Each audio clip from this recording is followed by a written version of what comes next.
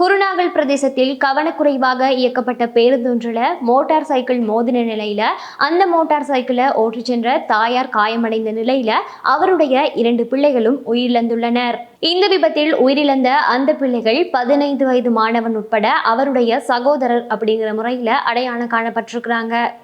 Motor சைக்கிளை ஓட்டிச் சென்ற 45 வயதுடைய அந்த தாயார் பலத்த காயங்களுக்கு உட்படுத்தப்பட்ட நிலையில குருநாகல் போதனா வைத்தியசாலையில தற்சமயம் அவசர சிகிச்சை பிரிவில் சிகிச்சை பெற்று வரதான தகவல்களும் கிடைக்கப்பெற்றுள்ளன. இது மட்டும் இல்லாமல் அந்த பேருந்தினுடைய ஓட்டுநர், அதாவது 55 வயதுடைய அந்த நபர் போலீசார்கள் மூலமாக கைது செய்யப்பட்டிருந்தாலுமே குருநாகல் நீதவான் நீதிமன்றத்தில் முன்னிலைப்படுத்தப்பட்டு தற்சமயம் விளக்கமறியலில் வைக்கப்பட்டுள்ளார்.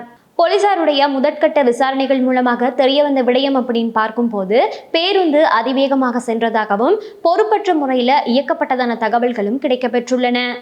இது மட்டும் இல்லாமல் போலீசாருடைய மற்றும் ஒரு கருத்து அப்படின்னு பார்க்கும்போது உயிரிழந்த அந்த பிள்ளைகளுடைய தகப்பன் வெளிநாட்டில் உள்ளார் என்ற விடயமும் போலீசார்கள் மூலமாக கிடைக்கப்பெற்றுள்ளது.